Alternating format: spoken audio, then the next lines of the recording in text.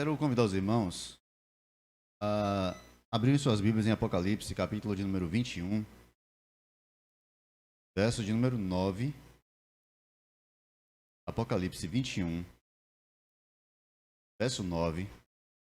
Então veio um dos 7 anjos que tem as 7 taças cheias dos últimos 7 flagelos e falou comigo, dizendo: Vem, mostrar-te-ei a noiva, a esposa do Cordeiro. E me transportou em espírito até uma grande e elevada montanha e me mostrou a santa cidade, Jerusalém, que descia do céu, da parte de Deus, a qual tem a glória de Deus. O seu fulgor era semelhante a uma pedra preciosíssima, como pedra de jaspe cristalina. Tinha grande e alta muralha, 12 portas, e junto às portas 12 anjos, e sobre elas nomes inscritos, que são os nomes das 12 tribos dos filhos de Israel. 3 portas se achavam a leste, 3 portas ao norte, 3 ao sul e 3 a oeste. A muralha da cidade tinha 12 fundamentos, e estavam sobre estes os 12 nomes dos 12 apóstolos do Cordeiro. Aquele que falava comigo tinha por medida uma vara de ouro para medir a cidade, e as suas portas e a sua muralha. A cidade é quadrangular, de comprimento e largura iguais, e mediu a cidade com a vara até 12.000 estádios. O seu comprimento, largura e altura são iguais. Mediu também a sua muralha, 144 côvados, medida de homem, isto é, de anjo. A estrutura da muralha é de jaspe. Também a cidade é de ouro puro, semelhante a vidro límpido. Os fundamentos da muralha da cidade são adornados de toda espécie de pedras preciosas. O primeiro fundamento é de jaspe, o segundo de safira, o terceiro de calcedônia, o quarto de esmeralda, o quinto de sardônio, o sexto de sardônio, perdão. O sexto de crisólito, o oitavo de berilo, o nono de topázio, o 10º de crisópraso, o 11º de jacinto e o 12º de ametista. As 12 portas são 12 pérolas, e cada uma dessas portas de uma só pérola. A praça da cidade é de ouro puro, como vidro transparente. Nela não vi santuário, porque o seu santuário é o Senhor, o Deus Todo-Poderoso e o Cordeiro. A cidade não precisa de sol, nem de lua, para lhe darem claridade, pois a glória de Deus a ilumina, e o Cordeiro é sua lâmpada. As nações andarão mediante a sua luz, e os reis da terra lhe trazem a sua glória. As suas portas nunca, jamais se fecharão de dia, porque nela não haverá noite. E lhe trarão a glória e a honra das nações. Nela nunca, jamais penetrará coisa alguma contaminada, nem o que pratica abominação e mentira, mas somente os inscritos no livro da vida do Cordeiro. Então me mostrou-me o rio da água da vida, brilhante como cristal, que sai do trono de Deus e do Cordeiro. No meio da sua praça, de uma e de outra margem do rio, está a árvore da vida, que produz 12 frutos, dando seu fruto de mês em mês, e as folhas da árvore são para a cura dos povos. Nunca mais haverá qualquer maldição. Nela estará o trono de Deus e do Cordeiro. Os seus servos o servirão e contemplarão a sua face, e na sua fronte está o nome dele.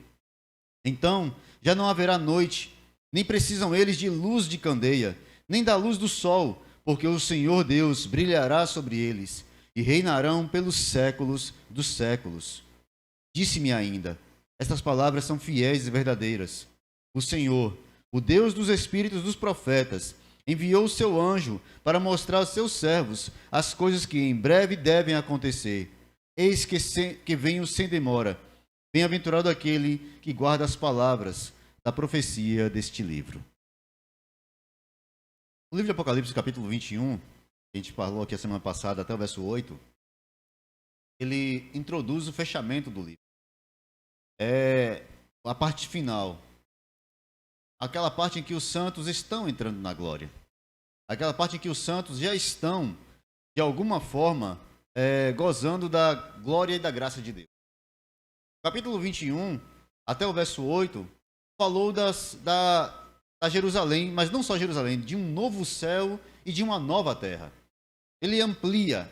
Só que agora ele mostra que esse novo céu e essa nova terra tem um local, tem um lugar, tem uma cidade edificada para os santos. Note que Deus não está falando aqui de uma restauração apenas da criação no sentido externo e geral, mas tudo é restaurado, inclusive a vida em uma cidade absolutamente santa. Deus estabelece um novo céu, uma nova terra, uma nova cidade para novas pessoas, para aqueles que nasceram de novo. É um refazer de tudo. É um fazer novo todas as coisas. E nós vamos notar, irmãos, aqui nessa noite, esse texto que nós vamos expor hoje, que há muitos textos aqui e muitos momentos desse texto irão retornar a Gênesis, irão retornar ao Êxodo, porque Deus está fazendo o mesmo que ele sempre fez. Apocalipse é a comprovação de que Deus nunca mudou de ideia, de que Deus nunca teve um plano B, de que Deus nunca foi pego de surpresa e precisou tomar providências, de que Jesus, de alguma forma, tenha sido a resposta de Deus ao desvio humano. Não, desde o princípio, desde a criação, todas as coisas propostas conforme a sua boa vontade e caminhando conforme o seu entendimento, conforme o seu querer. Ele conduz todas as coisas. E o final da história é, na verdade, a conclusão daquilo que se iniciou em Gênesis. Então, quero convidar você a ficar atento a esse texto. Apocalipse capítulo 21, o verso 9. Diz então que, depois de ter visto novos céus e nova terra, depois de ter visto quem habitaria nesses novos céus, quem não entra nesses lugares, então ele diz que um dos anjos, aqueles anjos que estavam lá no capítulo 9, despejando as taças da ira de Deus, um deles vem agora a João, ele diz: olha, venha, vou lhe mostrar a noiva, vou lhe mostrar a esposa do cordeiro, vou lhe mostrar aquela que está preparada para o cordeiro. E embora aqui pareça que ele esteja falando, de alguma forma parece que destoa, porque a noiva é a igreja ou a noiva é Jerusalém? A noiva é a igreja ou a noiva é uma cidade que está preparada para os santos? Porque ele está dizendo aqui que a noiva é essa cidade, mas no Novo Testamento a noiva é apresentada como a igreja de Cristo. Inclusive, em Apocalipse também ela aparece como sendo o ajuntamento da igreja de Cristo. Mas ele diz aqui: eu vou te mostrar a noiva, a esposa do cordeiro. E ele o leva em espírito a uma grande e elevada montanha e mostra a santa cidade, Jerusalém, que descia do céu da parte de Deus. Ela tem a glória de Deus. O seu fulgor era semelhante a uma pedra preciosíssima, como pedra de jaspe cristalina. Tinha grande e alta muralha, 12 portas. Ele começa a descrever essa cidade em termos humanos. A descrição da cidade é de uma cidade forte. É de uma cidade do mesmo modelo em que as cidades existiam nos dias de João. É uma cidade fortificada, tem muralhas ao redor dessa cidade, é uma cidade com edifícios belíssimos, essa cidade tem uma praça no meio dela. Então ele está descrevendo a cidade, a Nova Jerusalém, nos termos do que ele conhece como sendo uma cidade. A João é mostrada uma nova cidade, mas em termos ou em padrões do que ele já conhece. Só que, irmãos, Apocalipse é um livro que, volta e meia, nos traz símbolos muito poderosos. E essa cidade, essa Nova Jerusalém, esses detalhes que João vai dando aqui, não estão se relacionando a uma cidade construída ou um edifício apenas, como se fosse uma cidade maravilhosa, um edifício maravilhoso. Ele está falando de algo muito maior, de muito mais esplendor. João está vendo o lugar da comunhão de Deus com os homens. Se nós observarmos aqui, a partir do verso 12, ou melhor, do verso 11, ele começa a dizer que a cidade tem um fulgor preciosíssimo, como pedras preciosas. Ela tem uma grande muralha, 12 portas, junto às portas 12 anjos, e sobre elas nomes escritos, que são os nomes das 12 tribos de Israel. E ele vai colocar agora cada uma dessas 3 portas de um lado da cidade. 3 ao sul, 3 ao norte, 3 ao leste, 3 ao oeste. Aí você diz assim, e o que isso quer dizer?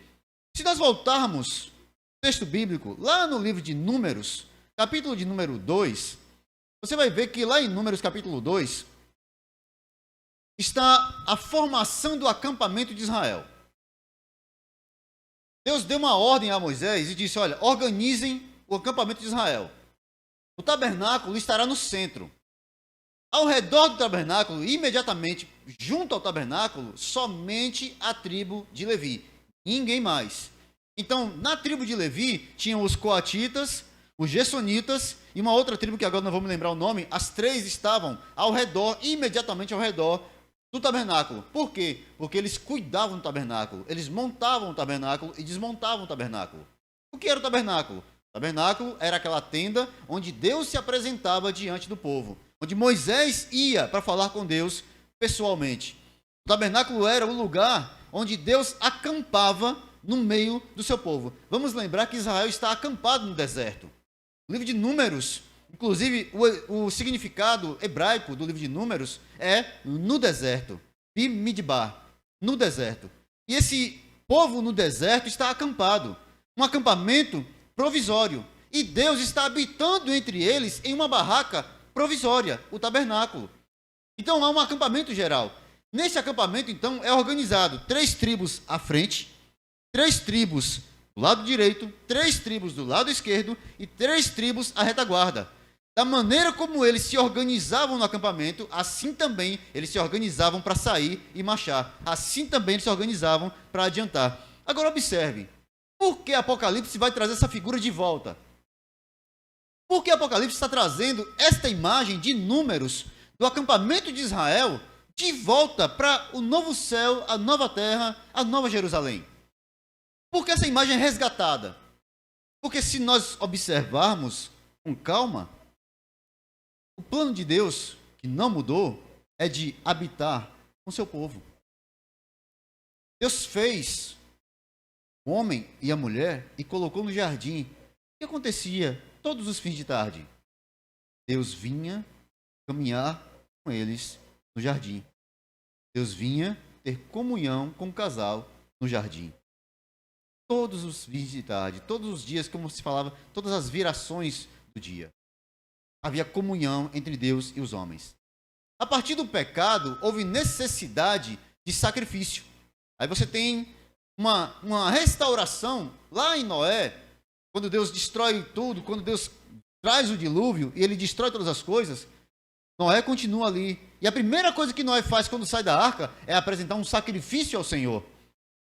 Um sacrifício por ele, por sua família. Note, o pecado continua no meio do povo, mas eles têm meios de manter a comunhão com o Senhor. Deus estabelece meios para que eles continuem, permaneçam em comunhão com Ele. Passado esse momento do dilúvio, mais à frente nós vemos agora o povo de Israel, acampado no meio do deserto. Depois de ter saído do Egito, Deus teve comunhão com Abraão, com Isaac, com Jacó. Havia os profetas, ou melhor, os patriarcas. Deus está tendo comunhão com o seu povo. Deus estabelece as leis para manter a comunhão com o seu povo, para que ele pudesse estar entre eles. Deus santifica o seu povo para estar entre eles. A comunhão de Deus com o povo é desde o princípio, irmãos. Desde o início. Deus nos fez, Deus nos preparou, Deus nos fabricou para Ele, para a glória dEle e para ter comunhão com Ele. Somos chamados à comunhão com o nosso Criador, diariamente, continuamente. Quando o Apocalipse traz de volta essa figura aqui, ele mostra que as portas da cidade, que tinham os nomes das tribos, é uma lembrança de que Deus preparou o caminho, a entrada à Cidade Santa, desde lá do princípio. A Cidade Santa tem 12 portas. É interessante que ela também tem 12 fundamentos. E o seu fundamento são os 12, nome dos 12 apóstolos do Cordeiro. Veja, as 12 tribos estão representadas nas entradas, nas portas dessa cidade. Os 12 apóstolos estão representados nos fundamentos. Mas observe, o fundamento da cidade não são exatamente os apóstolos, porque o apóstolo Paulo explica isso. Ele explica isso aos coríntios, quando ele diz que ele colocou o fundamento, que é Cristo. Jesus é o fundamento. Jesus é a pedra de esquina, aquela pedra que os fabricantes, que os edificadores, que os construtores colocavam no meio. Os engenheiros vão entender esse negócio aí melhor do que a maioria de nós, né? Vai colocar a pedra de esquina para ter o esquadro, para saber qual é a linha que ele vai seguir dos dois lados, para que a casa não fique torta, para que o muro não saísse torto, para que a construção não fosse torta. Jesus é a pedra de esquina, a partir da qual os apóstolos edificam, e a igreja edifica, seguindo uma linha, seguindo uma reta que ele estabeleceu. Ele é o fundamento, ele é a base, ele é a orientação primeira. Logo, essa pedra de esquina e esses fundamentos que são Cristo estão na base dessa cidade. A base da cidade que está preparada, que está construída. Uma cidade preparada para santos. Irmãos, quando Paulo escreve aos Efésios, capítulo 2, versos 19 ao 22, perceba o que ele diz. Assim, pois, não sois mais estrangeiros nem forasteiros, antes sois concidadãos dos santos e membros da família de Deus, edificados sobre o fundamento dos apóstolos e dos profetas, sendo o próprio Cristo Jesus a principal pedra da esquina, no qual todo o edifício, bem ajustado, cresce para templo santo no Senhor, no qual também vós, juntamente, sois edificados para a morada de Deus no Espírito.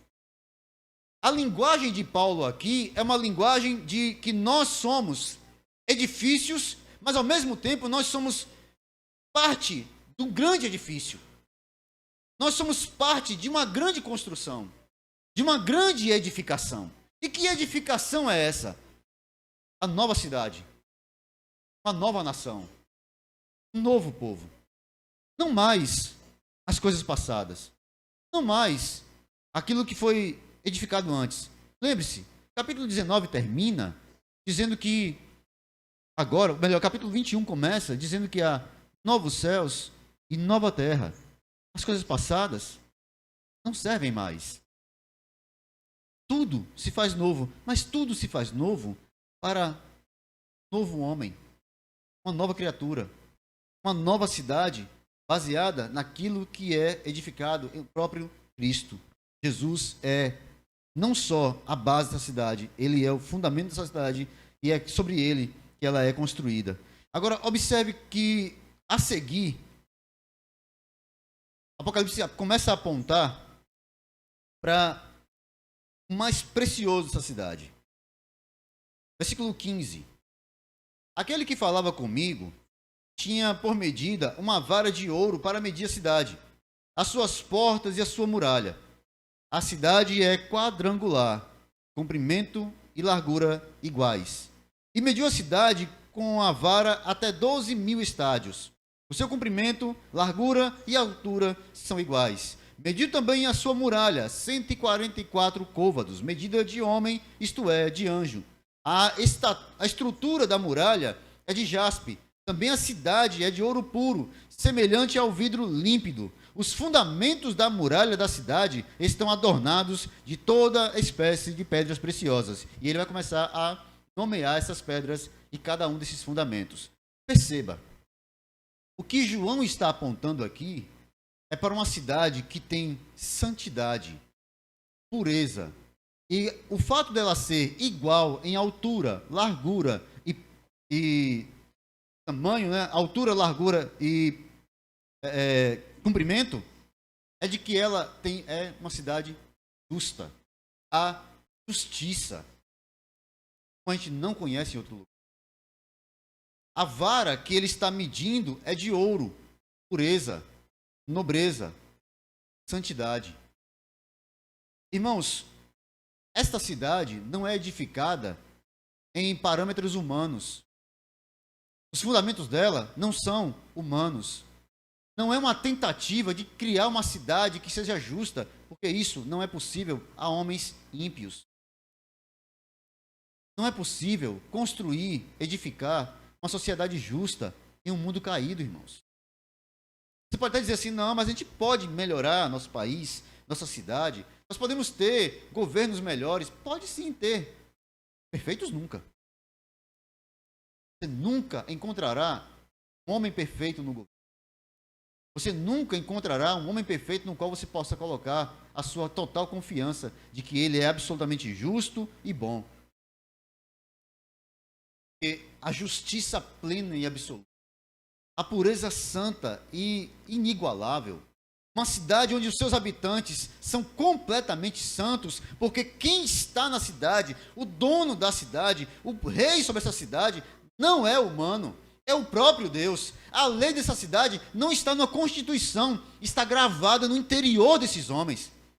Não é apenas uma vontade, não é a volição humana. Ah, não, eu sei o que é que a lei diz, então eu vou obedecer. Não, é a própria ideia de que não há nada contrário a isso. Não há mais pecado, não há mais erro, não há mais possibilidade de pensar o contrário, de ser controverso, porque todas as coisas estão agora unidas naquele que é o centro. Então, irmãos, essa cidade é uma cidade absolutamente perfeita, santa. Essa cidade, irmãos, esse lugar preparado, que Jesus disse para os apóstolos, lá no capítulo 14 de João, vou preparar lugar para vocês. Há lugar. Capítulo 7 de Apocalipse mostra uma multidão que ninguém podia contar. Para onde eles estão indo? Para essa cidade. O Senhor está agregando um povo santo para uma cidade santa. Para nós é muito complicado pensar isso. Irmãos, somos pecadores. Mente de pecadores. Nós falamos como pecadores. Nós oramos como pecadores. Participamos da ceia do Senhor como pecadores. Não sobe a nossa mente, talvez isso seja o que Paulo mais teve, não sei, é impossível pensar qual é a intenção do apóstolo nesse momento, mas o que Paulo expressa é dizer, porque as coisas que o olho não viu, nem o ouvido ouviu, nem jamais subiu ao coração humano, são as que Deus preparou para aqueles que o amam. É porque nós não conseguimos imaginar, pensar, sabe, não há cognição suficiente em nós para pensarmos sobre o que é ser absolutamente santo, viver num lugar absolutamente santo. Irmãos, nós estamos acostumados a um mundo perdido. Nós estamos acostumados a um mundo caído. Nós estamos acostumados a um mundo em pecado. Nós achamos graça do mundo em pecado. Nós ficamos felizes com o mundo em pecado. Nós até temos uma certa atração por esse mundo caído. A gente abraça as ideias do mundo pecador. Irmãos, por que somos tão atraídos pelas coisas desse mundo e tão pouco atraídos por essa beleza tão magnífica? Pela beleza do nosso Senhor, por uma cidade que Ele já preparou. Por que somos tão atraídos por aquilo que é perverso, é maligno, tendencioso, vai passar, vai acabar? Por que a gente abraça com tanta força os pecados? Por que a gente abraça com tanta força as coisas que nos afastam, que nos impedem de entrar nessa cidade? Porque nós já lemos no final do capítulo 21, ou melhor, no verso 8 do 21, uma lista enorme daqueles que ficarão fora. Mentirosos, adúlteros, avarentos, os que amam esse mundo. Mas cada dia que passa, mais pessoas vão deixando as fileiras daqueles que caminham esse caminho estreito e vão pulando para o caminho largo. E vão tomando o caminho largo.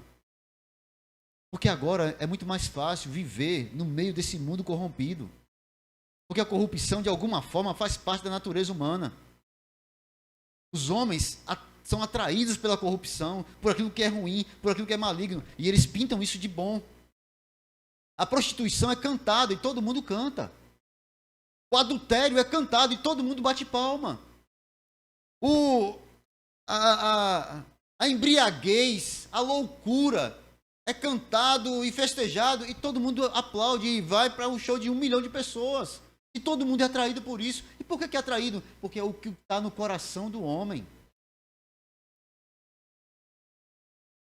Difícil lutar contra isso. E todo dia nós somos tentados a deixar de ser levado por isso. A sermos conduzidos a isso. Mas olhem para a cidade. Olhem para esta cidade. Não, irmão, não fique pensando que você vai pisar em ruas de ouro, até porque tem gente aí já pensando em levar uma machadinha, né? Uma picareta. Não se preocupe não, que se lá você não vai conseguir vender ouro para ninguém. Não vai ter ourives lá comprando ouro, não. Tá? Ruas de ouro. Um muro que na sua estrutura, na sua base, estão as pedras mais preciosas que se conhece. A lista de pedras preciosas que é colocada aqui em Apocalipse, tem algumas que já estão extintas, que ninguém conhece mais, que ninguém tem mais. Se alguém encontrar uma dessas pedras hoje, se torna milionário da noite para o dia. Pedras extremamente preciosas. Mas por que ele coloca isso? Porque o valor muito, mas muito excede tudo que João conhece nessa terra. A beleza que está aqui exposta, você jamais viu. Jamais. O valor dessa cidade não pode ser calculado nas bolsas de valores desse mundo. Que não é calculado pelo valor material, é calculado pelo valor do sangue daquele que construiu a cidade. Essa cidade é edificada sobre Cristo. E ela foi preparada para aqueles que foram limpos pelo sangue dele. A porta de entrada para essa cidade é a cruz de Cristo. Somos limpos porque não pode entrar nada sujo aqui nessa cidade, nada impuro. Como somos purificados? Passando pelo sangue de Cristo, passando pelo sacrifício de Cristo, e entrando na cidade pelas portas. Se você notar e voltar um pouquinho, de novo, lá para o livro de Êxodo, quando Deus estabelece e ordena que o tabernáculo seja construído, a primeira coisa, o primeiro momento, né, primeiro lugar que você encontra entrando para o tabernáculo, no pátio exterior ainda, é o altar do holocausto, onde era queimado o holocausto. Primeiro, aqui, o sacrifício. Logo depois do altar do holocausto, há uma pia, para que fossem purificados, lavados. Só depois pode entrar ao lugar santo, onde há o pão da proposição, candelabro, e tem as sete candeias que estão permanentemente acesas, lá no livro de Êxodo. E de frente para a cortina está o altar do incenso. Mas note, até chegar ao Santo dos Santos, até passar a cortina, tem que passar pelo sacrifício, ser lavado na pia, passar pelo local da iluminação, ser alimentado com o pão, chegar às orações, ao incenso, que está em Apocalipse também representado, para que então seja apresentado diante do Santo dos Santos, do Deus Todo-Poderoso. É esse caminho que Jesus faz por nós. Nós não fazemos ele, irmãos. Você não passa por tudo isso mais. Foi Jesus que fez esse caminho. Foi ele, o Cordeiro de Deus, que foi entrou, queimou, foi ele mesmo queimado no altar do holocausto. Foi ele mesmo que nos lavou com a água santa, que nos lava, não de fora para dentro, mas aquele que crer nele, como diz a Escritura, rios de águas vivas brotarão do seu interior. Ele nos lava de dentro para fora. É ele que nos leva e nos ilumina, nos concede entendimento para compreender a sua grandiosidade. É ele que nos alimenta, que nos traz vida. É ele que nos coloca diante de Deus e roga a Deus por nós. É ele que nos coloca no Santo dos Santos, irmãos. É o Senhor que faz isso. E se você imagina que talvez o Santo dos Santos seja um lugar apenas simbólico, não. Esse é o lugar Santo dos Santos. Aqui, em Apocalipse 22, a cidade preparada, porque Deus está no meio dela. Ele a ilumina. Ele é que a edifica. Ele é que governa. Ele está nela. Não há mais sol. Não precisa de lua, porque Ele mesmo a ilumina. Ele é o sol da justiça. Amados irmãos, e olhar para as coisas daqui de agora, se tornar cego para aquelas que estão preparadas para.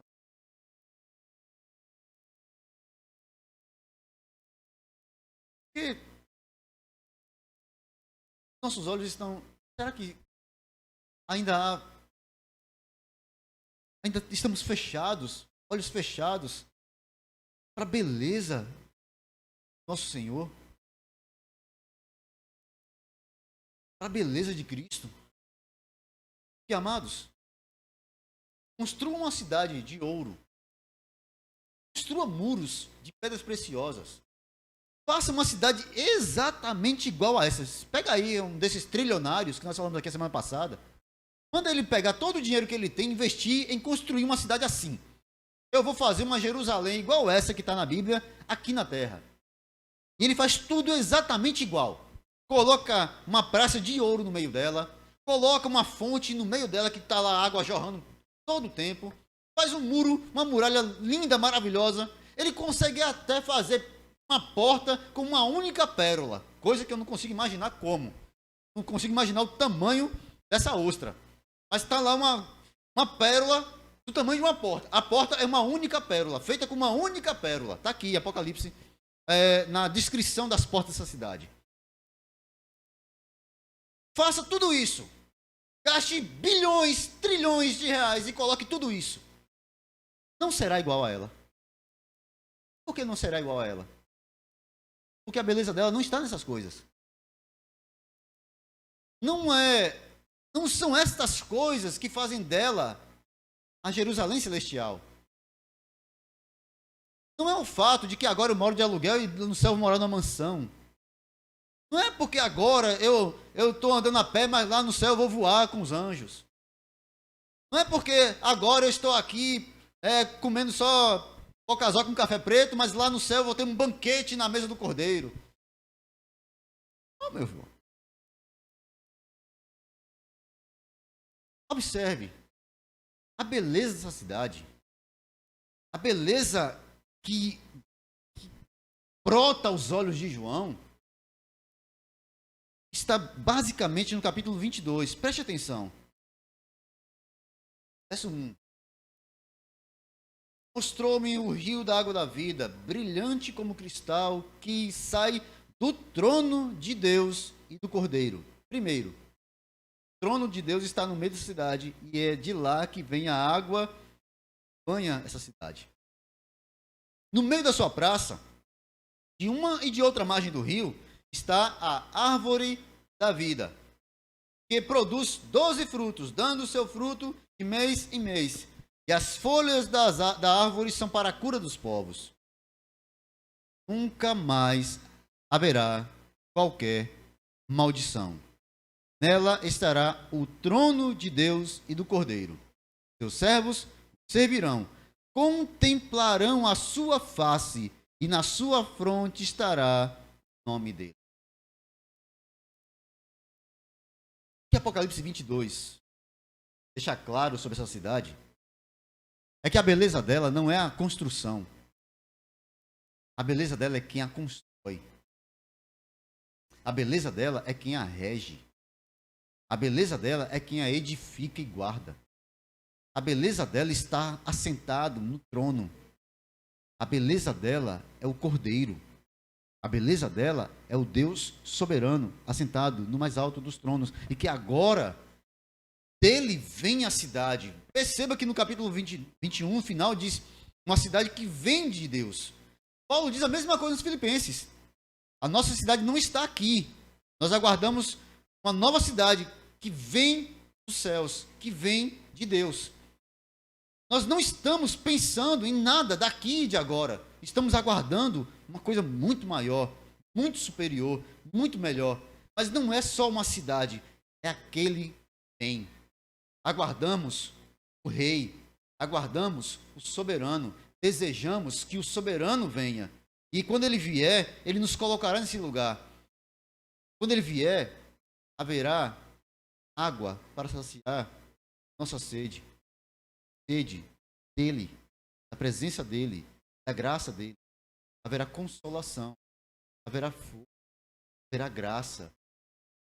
Talvez, irmão, você olhe assim, não, o bom dessa cidade, da Nova Jerusalém, é que lá a gente não vai mais sentir dor nas costas, lá a gente não vai mais sentir, não vai ter mais doença, lá não terei mais que passar por velórios, me despedir de pessoas que eu amo, lá não terá mais túmulos, lá não haverá mais dor, lá não haverá mais tristeza. Talvez o que você não perceba é que o que está escrito aqui, versículo de número 3, capítulo 22, verso 3. Ali nunca mais haverá qualquer maldição.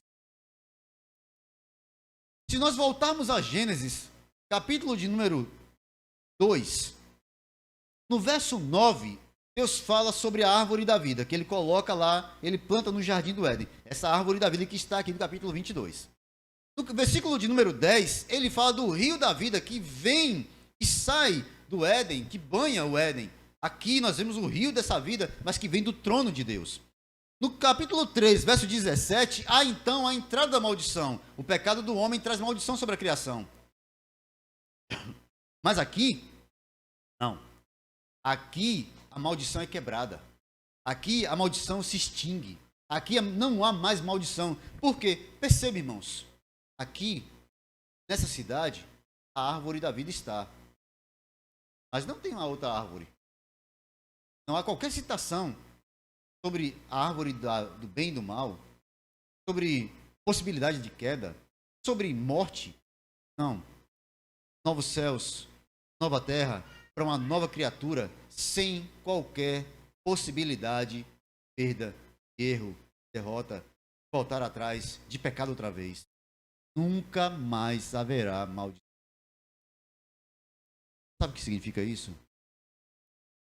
Aquele que vencer, aquele que entrar na cidade pelas portas, nunca mais perderá. Nunca mais será tentado. Nunca mais terá que lutar contra o diabo, contra o mundo e contra si mesmo. Aquele que entrar por essas portas e permanecer, estar na nova cidade, nunca mais sentirá essa fraqueza que a gente sente agora. Essas coisas que a gente sente agora. As atrações que a gente sente agora. Porque a velha natureza morreu. Porque o mundo passou. Porque o diabo está derrotado eternamente. Porque as coisas que estavam ao nosso redor, agora, tudo que está ao nosso redor é beleza do Cordeiro de Deus que se assenta no trono. Meus irmãos, a consolação para nós, capítulo 22, se encerra, e de uma forma belíssima, com o texto que está aqui no versos 6 e 7. Vou voltar um pouquinho antes, verso 5. Então já não haverá noite, nem precisam eles de luz de candeia, nem de luz do sol, porque o Senhor Deus brilhará sobre eles e reinarão pelos séculos dos séculos. Só uma pergunta: quem entrará no Santo dos Santos? Quem estará aqui? Quem serão esses que reinarão pelos séculos dos séculos? A resposta está um pouquinho antes, capítulo 21, no final do verso de número 26. mas somente os inscritos no livro da vida do Cordeiro. Todo aquele que foi inscrito no livro da vida do Cordeiro entrará por essa cidade, estará firmado nela, terá o seu nome arrolado ali na lista daqueles que estão prontos, convidados a entrar na cidade. Estarão lá, permanecerão lá e reinarão pelos séculos dos séculos. Mais uma vez, a expressão aqui é a mesma que fala sobre a eternidade de Deus, a eternidade do Cordeiro, a eternidade dos céus e a eternidade do inferno. Séculos dos séculos. Tudo aqui é eterno. O céu é eterno. O inferno é eterno. A vida eterna é eterna, em um lugar ou no outro. Aqui, aqueles que venceram. Aqui, aqueles que entraram. Aqui, aqueles que estão, não por suas próprias forças, porque ninguém aqui está aqui hoje porque é forte, porque é santo, porque é bom, porque é melhor, porque ora mais do que o outro, porque jejua mais do que o outro. Todo mundo que está aqui está porque chegou pela misericórdia, pela graça. Todos nós fomos trazidos pelo Espírito Santo do Senhor. Todos nós somos sustentados por Ele. Todos nós bebemos da mesma fonte. Todos nós somos alimentados pelo mesmo pão. Todos nós estamos aqui porque somos sustentados pela graça que não se arrepende. Cristo Jesus. É Ele que nos sustenta. E é por isso que nós cremos nessa entrada nesse lugar. Em estar aqui, na Cidade Santa, pelos séculos dos séculos. E encerrando esse texto, por hoje, João então diz, disse-me ainda, o anjo diz a ele ainda, essas palavras fiéis e verdadeiras. O Senhor, Deus dos Espíritos, dos profetas, enviou seu anjo para mostrar aos seus servos as coisas que em breve devem acontecer. Eis que venho sem demora. Bem-aventurado aquele que guarda as palavras da profecia deste livro. Os profetas, desde lá de Gênesis, passando pelo Pentateuco, pelo Êxodo com Moisés, passando pelos profetas, pelos reis, pelos patriarcas, chegando aos apóstolos, entrando pela igreja primitiva, passando pela história da igreja, alcançando os reformadores, chegando à igreja que nós estamos vivendo hoje. Todos esses, todos nós, estamos bebendo da mesma fonte. E o Senhor está dizendo, o Deus dos profetas antigos, dos profetas do Novo Testamento, este mesmo Senhor está dizendo para nós que essas palavras são fiéis e verdadeiras. Talvez você fale assim, mas por que fiel e verdadeiro? Não é a mesma coisa? Não. O fato de ser verdadeiro é que não há como negar. É verdade. E o fato de ser fiel é que essa verdade se cumprirá a qualquer custo, de qualquer forma, porque Deus cumpre o que Ele diz. Levará a cabo o que Ele falou. Não há qualquer possibilidade de impedimento de que Deus cumpra o seu propósito final. Homens não podem impedi-lo. Nada pode impedi-lo. O diabo não pode impedi-lo. Pelo contrário, o diabo trabalha para Deus. Não há possibilidade desse plano dar errado. Não há qualquer possibilidade de um plano B. Deus não tem plano B, Deus só tem um plano. E esse plano já se cumpriu na eternidade. Para o Senhor, observe como ele termina dizendo. Observe como ele diz no capítulo 19. Eis que faço novas todas as coisas. Ali, irmãos, está num tempo verbal, que significa que está pronto. Já foi feito. Deus não está fazendo, já fez. Isso aqui não é uma possibilidade, é uma certeza. Isso aqui não é, não, talvez, eu não sei, eu acho que esse negócio aí é invenção, tem gente aí que fica inventando essas coisas, é esse povo que diz que vai no inferno e volta todo dia, deve ser esse pessoal que está falando esse negócio, que fica falando que teve visão, que viu uma coisa, viu outra, que Deus mandou um anjo falar com ele. Não, irmão.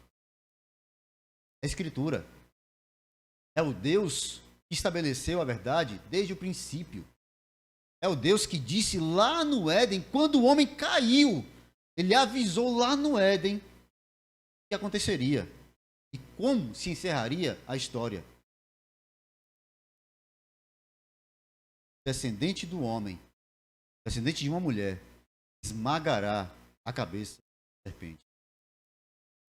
Cristo Jesus, Rei dos Reis, Senhor dos Senhores, aquele descrito no capítulo 19, que vem no seu cavalo, acompanhado dos exércitos celestiais, sem possibilidade de derrota.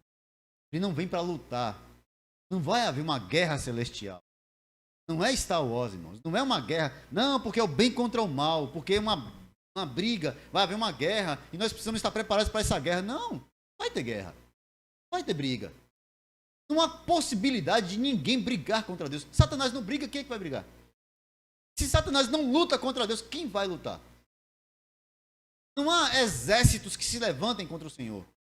Quando Jesus se revelar, com o sopro da sua boca, desfará, esmagará, acabará, aniquilará Satanás, a besta, o anticristo, o falso profeta e todos aqueles que lhe seguem.